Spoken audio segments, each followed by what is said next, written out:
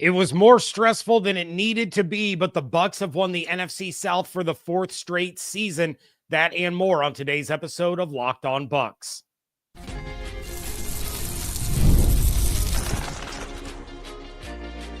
You are Locked On Buccaneers, your daily Tampa Bay Buccaneers podcast. Part of the Locked On Podcast Network, your team every day. What's up, and welcome into this live post-game reaction episode of Locked On Bucs, your daily podcast covering the Tampa Bay Buccaneers, part of the Locked On Podcast Network, your team every day. I want to thank you for making Locked On Bucs your first listen or view every day. Don't forget you can subscribe or follow for free on YouTube or wherever you get your podcasts. And of course, you can follow along on Twitter. I am James Yarcho at JYarcho_Bucs, credentialed member of the media covering your Tampa Bay Buccaneers, here with you every Monday through Friday, along with the everydayers. And for that, I want to share my appreciation for your continued support of the show. One of the ways you can support the show is become a Locked On Bucs insider. You're going to get news, rumors, updates, general thoughts, one-on-one conversations with me via text message. Go to joinsubtext.com/LockedOnBucs or click the link in the show notes to become an insider today. This episode is brought to you by LinkedIn Jobs. LinkedIn Jobs helps you find qualified candidates you want to talk to faster. Post your job for free at linkedin.com/LockedOnNFL. Terms and conditions apply. Biggest takeaways and game balls coming up in a little bit, but let's start off with the biggest moment in this one. And the biggest moment from a game standpoint was the conversion to Jalen McMillan on 4th and 8. At the time, the Bucs were trailing 19-13 with just under 11 minutes to play. And if the Bucs don't convert there, the Saints take over at their own 42-yard line and could have had a chance to make their lead nearly insurmountable. Instead, Baker buys time, fires a dart to Jalen McMillan for a first down inside the 10-yard line. McMillan has exploded in the last few weeks and has become a major threat in the passing game for the Buccaneers. And that play was a perfect example of how much Baker trusts him in high-pressure situations. Now, J-Mac was called for a penalty for using the gun celebration, which is just, it's absolutely stupid, first and foremost. The penalty in and of itself is dumb. But what made that call even worse was that he wasn't using finger guns. And for those of you listening, I'm using air quotes. He was pointing for a first down. It's the same thing that he has done every time he has made a catch like that this season. Never once has he been flagged. This time, it was a 15-yard penalty and moved the Bucs back all the way to the 24-yard line.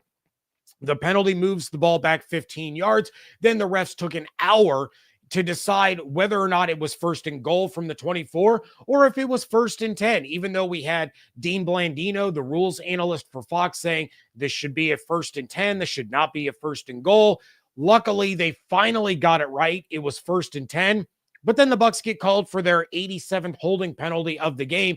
And Baker says, you know what? Screw this. Launches an absolute dart to Jalen McMillan for the 32-yard touchdown to take a 20-19 lead with just over 10 minutes remaining in the game. I do have to say, what an incredible catch by Jalen McMillan on the sideline to possess the ball, make sure he gets the toe tap down for both feet.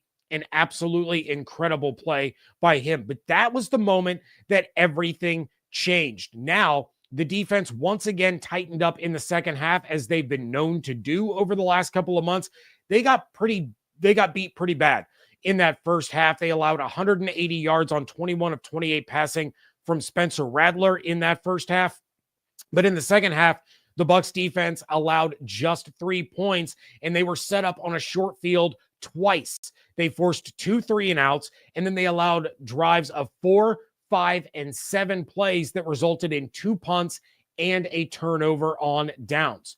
Without that fourth down conversion on a great play call, by the way, which is not something that we could say happened a lot in this game, that is the reason the Bucs are NFC South champions once again. After that drive, the offense woke up. They overcame their own mistakes for another touchdown drive with under 2 minutes remaining to cap off a 12-play drive that had Bucs fans screaming when Bucky got into the end zone, and not because they were excited about the touchdown, but it looked like because of that 11-yard run, Mike Evans was going to end up 5 yards short of 1,000 yards. Without Jalen McMillan's play on that previous drive, though, we are having a very different conversation about the Bucs. Now, the Falcons lost, so the Bucs would have won the division anyway, but you don't want to back into the postseason. The Bucs needed to go out and earn their playoff spot. They needed to go out and earn their NFC South crown instead of backing into it. And there was a lot of doubt as to whether or not the Bucs were going to be able to do that throughout the game. Liam Cohen, in my opinion, got way too cute in this game. It's almost like he overthought everything, which really put the Bucs in some bad positions. I had texted to the insiders that this was very reminiscent of the Dallas game, where the Bucs offense started off really slow. They were doing things they didn't normally do. They were doing things that weren't what had worked and put them in positive positions throughout their run of wins. Bucky Irving had 4 carries in the first half, which is absolutely inexcusable against the New Orleans Saints defense, which was next to last in the NFL in yards per carry allowed. Now, Bucky did finish with 89 yards and a touchdown on 19 carries, but he should have had double-digit carries in the first half. There were some really questionable decisions all throughout the first half on both sides of the ball, but usually Cohen has a really strong grasp on where his mismatches are and how he can expose them, but it seemed like he was chasing his own tail a lot in the first half of this game. But luckily, things turned around and the Bucs got a tough win, so they earned their NFC South crown and earned their spot in the playoffs. This is the first double-digit win season for the Bucs since 2021, and as of this live show, we are not sure who the Bucs are going to face in the first round. Though the Rams are currently winning 25-24 with just under 7 minutes to play in that one. So if that score holds, the Bucs will be playing the loser of the Vikings and Lions Sunday night game. However, if Seattle is able to pull out the win, the Bucs will host the Commanders, which means their postseason will begin just as their regular season did, and that is with welcoming Jaden Daniels and the Washington Commanders to Raymond James Stadium. Going to jump into the chat real quick before we move on. We got Jacko in the chat saying Culp is a different type of tight end. Devin Culp has been fantastic the last couple of weeks. He had some clutch catches in this one, especially on some third downs. It's really great to see how he has stepped up in the absence of Cade Otton over the last couple of games. Destined for Greatness says, Evan said J-Mac just wanted a longer touchdown. That could have been true. I can't remember if I tweeted it, if I said it to my son, or if I texted it to the insiders, but after that holding penalty that moved the Bucs back, I said they're just moving backwards so that Mike Evans can get his 35 yards on a touchdown pass right here. Turns out it ended up going to J-Mac, but what a job he has done over the last couple of weeks. Rick Dog says that's how to handle business. 1 down, 4 more to go. Absolutely. Wow, lots of people joining the chat now. David with the smiley face in the chat says Bengals out. What a shame. I'm really brokenhearted about the fact that the Cincinnati Bengals are not going to make the playoffs. I was on, full discretion, I was disappointed that Chase Brown wasn't able to play. He was only 10 yards away from 1,000 yards rushing. And, I got to show love to my Illini guy. Lakita says we need a better defense, period. 100%. And seeing Mike Edwards go down was brutal. I have not seen any update on that injury. I'm sure we'll be getting an update later on. But that was rough. It was nearly an interception, and it looked like it could have just been cramps. But then when he was helped back to the locker room, might have been something worse than that, maybe a hamstring aggravation there. So we'll have to keep an eye on that. I'll have an update on tomorrow's episode. We got Jackson. It says, considering the Lions defense is banged up, are they a more favorable matchup for us, or are the Commanders? I would still say, given the Lions offense, the Commanders are the better matchup. The Commanders are 30th either 29th or 30th in the NFL in yards per carry allowed. So that plays into the Bucs' favor as long as the offensive line can get it together and not play the way they did against the New Orleans Saints. But my biggest takeaway from this one is coming up next on today's episode of Locked On Bucs, part of the Locked On Podcast Network, your team every day. Growing your small business in 2025 comes down to how well you can hire. And let's face it, better hires start with smarter insights. That's where LinkedIn comes in. With the strongest hiring data available, LinkedIn helps you identify the right candidates, giving you the confidence to make the best decisions for your business. I've used LinkedIn Jobs, and I can tell you it's a game changer when it comes to finding the right fit. Small businesses wear a lot of hats, so every hire is crucial. LinkedIn gets that, and that's why they connect you with the best candidates using data you won't find anywhere else. From unique skills and interests to the connections you share, LinkedIn helps you find the right person for the job. In fact, 72% of small businesses say LinkedIn has helped them find high-quality candidates. Hire smarter this year and find your next great hire on LinkedIn. Post your job for free at linkedin.com/lockedonnfl. That's linkedin.com/lockedonnfl to post your job for free. Terms and conditions apply. Did Rocket Money help you find any subscriptions you forgot about that you were paying for twice? It's definitely happened to me. I had a few subscriptions that I didn't even realize I was still paying for, and Rocket Money made it so easy to track them all down. It's like having a personal assistant for your finances. Rocket Money is a personal finance app that helps you find and cancel unwanted subscriptions, monitors your spending, and helps lower your bills so you can grow your savings. It brings everything together in one place, whether it's subscriptions, spending habits, or even goals that you want to hit. Rocket Money has over 5 million users and has saved a total of $500 million in canceled subscriptions, saving members up to $740 a year when using all of the app's premium features. Cancel your unwanted subscriptions and reach your financial goals faster with Rocket Money. Go to rocketmoney.com/locked-on today. That's rocketmoney.com/locked-on. rocketmoney.com/locked-on. Thank you again for making Locked On Bucs your first listen review every day. The new Locked On NFL is here, and it's 2 shows every day. You got the Madman Tyler Rowland kicking off your morning. Then you can stop by the barbershop with Tony Wiggins for some real NFL talk. Add in the Locked On experts, and you get unprecedented NFL insight, hot opinions, detailed breakdowns, all in 30 minutes. It's the new Locked On NFL, and it's twice a day, so make it your second listen at the new Locked On NFL on YouTube or wherever you get your podcasts. Quick update, the Seattle Seahawks have taken a 30-25 lead with about 3.5 minutes left to play. So all eyes on that one for sure. We got David in the chat. Well, we had David in the chat. I just lost you, but he said, who else is getting snow?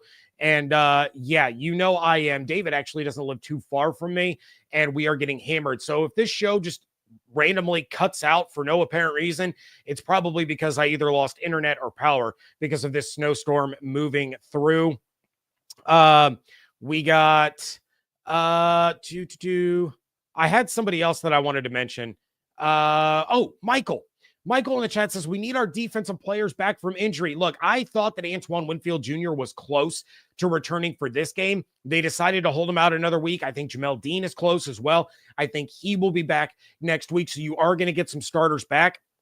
And then I did see someone in the chat. Oh, goodness. I am so sorry. I want to give you credit. Somebody in the chat said that Todd Bowles said that it was cramps for Mike Edwards. I hadn't seen that. But if that is true, I appreciate the update there. Let's talk about the biggest takeaway. And my biggest takeaway in this one is that Mike Evans deserved that final play call and his streak of 1,000 yards to continue tying Jerry Rice for the all-time record and further solidifying that Mike Evans is a first ballot Hall of Famer. Look, Evans finished this season with 1,004 yards. That's his fewest since 2017 when he had 1,001. But here's the big thing that people seem to overlook, or they don't remember, or they don't really think about it. Mike Evans has never needed 17 games played in order to secure his 1,000 yards. Last year was the only time that Mike Evans played in all 17 games in a season since they expanded the NFL schedule, and he finished with over 1,200 yards. This year, he played in 13 games. He left one of them in the first half. So in 12 and a half games, Mike Evans was able to get to 1,004 yards and extend his streak. That's amazing. What got to me, or what got me, was the play call in the situation for the Buccaneers. This game was over after the defense got a stop on fourth down, and all the Buccaneers had to do was take a knee. Instead, in a one-score game, they were willing to risk everything to make sure that Mike got what he deserved. Everyone in that stadium, everyone on the Saints sideline knew exactly who was getting the ball when the Bucs did not line up in victory formation. So the Saints could have easily overloaded coverage on Mike to try and get an interception and have a chance to tie the game.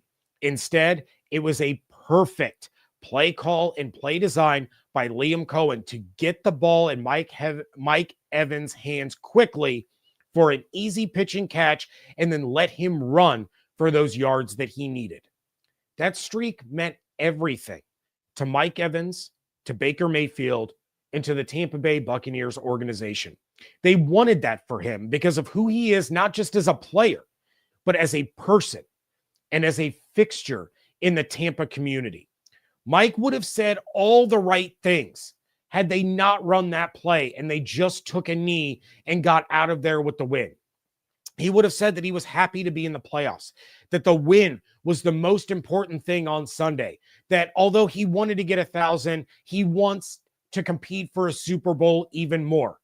But you saw the reaction from his teammates and from Evans himself when he got that catch. He was obviously excited, but the team, the fans, they erupted, overjoyed, and just spilling over with emotions that Mike Evans was once again able to accomplish that milestone. Evans credited Todd Bowles for giving him the chance at the end of the game. Bowles could have easily just told them to kneel it. They had the win secured. They were focused on the postseason at that point. Just kneel it and get out of there with the win. Evans talked about how hard it's been for him to do this for 11 consecutive seasons and how much it means to be tied with the greatest receiver of all time for this NFL record. But you also know what Mike Evans means to this organization. And if they can find a way to make sure that he can have something like this, that he can have that moment, they're going to do it. Mike Evans is the unquestioned leader of the team. And in the offseason, for those of you that were with me throughout the summer, I did a 2-part episode where I named my 10 greatest Buccaneers of all time. And Mike Evans was number 1 on my list. For a franchise that has had players like Derek Brooks, Rondé Barber, Warren Sapp, Leroy Selman, John Lynch, Tom Brady, Mike Evans is the greatest Buccaneer of all time. And that moment today further solidified him in that position for me. So I want to give a special shout out to Todd Bowles, to Liam Cohen, to Jason Light, to the Buccaneers organization for doing the right thing. They drew up that play for Mike. Even though they had a win, it was a risk, they said, no, we are not taking a knee and leaving Mike 5 yards shy of this record. They got him the ball, and he got 9 yards. It was, a lot of you were talking in the chat about how it brought tears to your eyes. You're not the only ones. For me, personally, it was the reaction of his teammates. That this streak meant so much to them because they wanted him to have it. They all look up to Mike Evans in that locker room. They all look up to Mike Evans in that community, and they wanted it so badly for him that it was something they knew that they could do for him. Mike Evans quietly goes about the community and does so much good for so many people. And the Buccaneers understand that. And they made sure that when they could do some good for him, they had his back and they could be there for him. Can you imagine the feeling of Mike Evans turning down teams like the Chiefs, like the Rams, like the Texans, to come back to Tampa and then see his streak end like that? It would have been heartbreaking. I texted it out to the insiders. I tweeted it. Bucky Irving's touchdown meant the end of Mike Evans' streak. Thank you, Buccaneers defense, for getting that stop and giving Mike that one more opportunity to get the yards that he needed. That was the single best moment of the entire season. You could hear the excitement for Mike in the voice of Tom Brady. You could see it on the faces of the people in the stands and the players on the sideline and the coaches and the equipment managers and everyone. They wanted that for him, and he got it. And it's going to go down as the best moment of the 2024 regular season for the Buccaneers. Going to hand out game balls coming up next and give you an update on the Rams and Seahawks. That's next on today's episode of Locked On Bucs. From big upsets to game-winning drives, the NFL playoffs are better with FanDuel, America's #1 sportsbook. Because right now, new customers can bet $5 and get $200 in bonus bets guaranteed. That's $200 in bonus bets, win or lose. The FanDuel app gives you everything you need for live bets, same-game parlays, and so much more. FanDuel has a ton of ways for you to pick up a W. I love betting on which players are going to score a touchdown and how many points each team will score.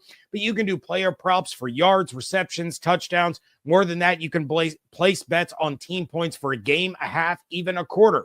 No odds yet on the Buccaneers playoff matchup because we don't know who they're facing right now, but their Super Bowl odds have dropped to plus 2,800, now well behind the Packers at plus 1,600, while the Chiefs sit at the top as the favorites at plus 350. Visit FanDuel.com to join today and get started with $200 in bonus bets. That's FanDuel.com. Make the playoff season unforgettable with FanDuel, an official sportsbook partner of the NFL. Wrapping things up here on a post-game live reaction episode of Locked On Bucs, and it is time to hand out game balls. But with 1:10 left, the Rams are at the 16-yard line, down 30-25. And Jimmy Garoppolo just had a pass broken up that would have been a first down inside of the 5-yard line. So still keeping an eye on that one. But let's hand out some game balls. And the first game ball, of course, it goes to Mike Evans. I just did an entire segment about Mike Evans, and it's well-deserved. He got his 1,000 yards once again, and that's all that matters with these game balls today. The team as a whole did not look great, so we are handing out flowers the best we can, and no one deserves a larger bouquet of flowers than Mike Evans. 11 seasons in the NFL, 11 seasons of 1,000 or more receiving yards. He is now the NFL record holder, along with Jerry Rice, for the most 1,000-yard seasons in a row. He extends his own record of 1,000-yard seasons to begin a career.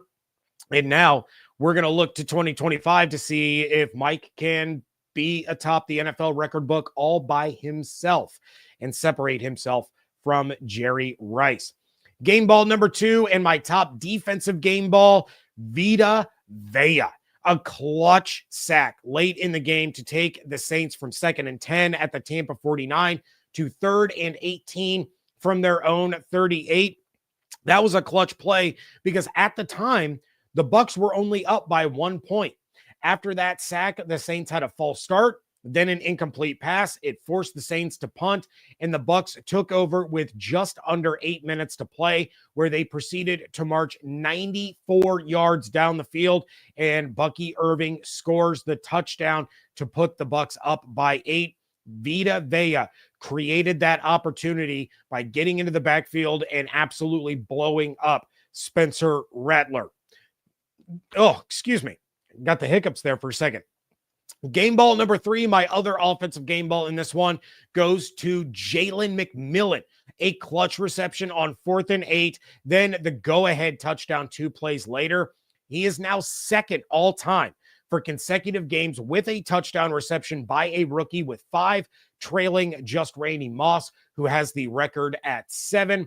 His 7 touchdowns in the last 5 games is tied for the most in Bucs history over a 5-game span with Mike Evans and Jimmy Giles. And he's only the second player in the NFL this season to have 7 or more touchdowns in 5 games, joining Jamar Chase. So 5 catches on 6 targets, 74 yards, and a touchdown for Jalen McMillan. He is going to be a problem for whoever has to go up against him in the postseason.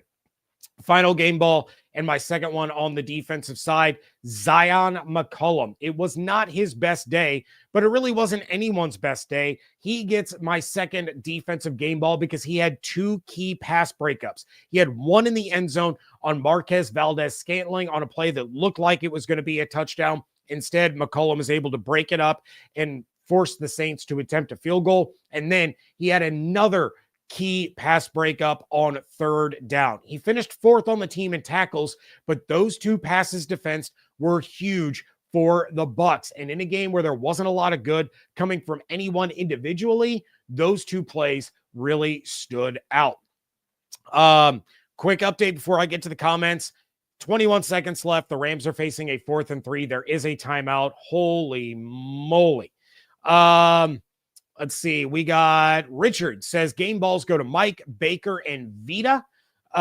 Destined for Greatness says there's only one game ball to rule them all, and that goes to Mike Evans. Demon Hunter says game ball goes to Cody and Luke. That's who we want protecting our quarterback. Kyle, game ball to Devin Culp. I love that. He really has stepped up big time. Demon Hunter says James gets a game ball for having to wear that Diet Tebow trash. Look, I lost a bet, man. What else do you want me to do? We got Bry saying, oh, it's incomplete on 4th down. The Bucs will host the Washington Commanders. Crossover Thursday will be David Harrison and James Yarcho on Locked On Bucs. I am here for it. Let's go. I obviously will be breaking down that matchup as we get into the week, but that was it. The Seahawks come through, and the Tampa Bay Buccaneers are your 3 seed in the NFC. That means the Rams have to host the losing team from Sunday Night Football between the Vikings and the Lions. Back to the comments. Bryce says Vita tackling Clyde Edwards-Helaire by just standing there was great. It absolutely was. We got Michael. Hat tip to the Saints for playing us tough after the tragedy in their town. Absolutely. Ross Jackson of Locked On Saints hosted the official Saints pregame show over at NewOrleansSaints.com. He had an unbelievable message going out to the victims and those impacted by that incident on New Year's Day. It was a wonderful message from Ross, and for all that there is in football rivalries. Obviously, the Bucs fans and the Saints fans do not get along. They don't like one another, but that's on the football field. When a hurricane hit the city of Tampa, the city of New Orleans opened up for them and accommodated them. And you had Saints fans walking up and down the street, going up to coaches and employees of the Buccaneers saying, "Are you okay? Is your family okay? Is your home okay?" And showing that support, because New Orleans has been, through some tough times. As a community, as a fan base, we support the city of New Orleans, and we send out our thoughts and our prayers and our well wishes for all those that were impacted by the tragedy that happened on New Year's Day in New Orleans. That goes far beyond football. And it was an inspiring performance by that New Orleans Saints team that wanted to go out there and show out for their city, for their fans, for their home. it looked like they were going to get the job done. But, at the end of the day, the Bucs got the win, but we are here to share our support for all of those in New Orleans having to go through those tough times. Going to jump back into the chat real quick again before we get out of here. We have Demon Hunter saying, can you try to make the crossover live, please? I will talk to David. I will see if we can get that worked out given his schedule. That might be really tough to pull off, but I will do my best to see if we can get that worked out. Let's see. I think that's going to be about it. Paul, aka OG Baker Bro, says game ball to the Grand Admiral Thrawn behind James. I appreciate that. I don't know if you can see it. I also added Deadpool over here. That's fun. We got Tampa St. Pete saying crazy game, much love from Pinellas Park. Tampa St. Pete, I appreciate you. And then Mad Dog on his wife's account says go Bucs from Vegas. All right, that is going to do it for this episode of Locked On Bucs. I appreciate each and every one of you so much for joining in on this live show. I'll do my best to see if we can get the crossover to be live. If David and I can work out the schedules, we will do that for you. But that's going to be the tricky part given my work schedule and his schedule covering the team. So one way or another, David Harrison returns to Locked On Bucs this Thursday for a crossover episode. Please check out everything going on Twitter at Locked On Bucs, at @JYarcho_Bucs.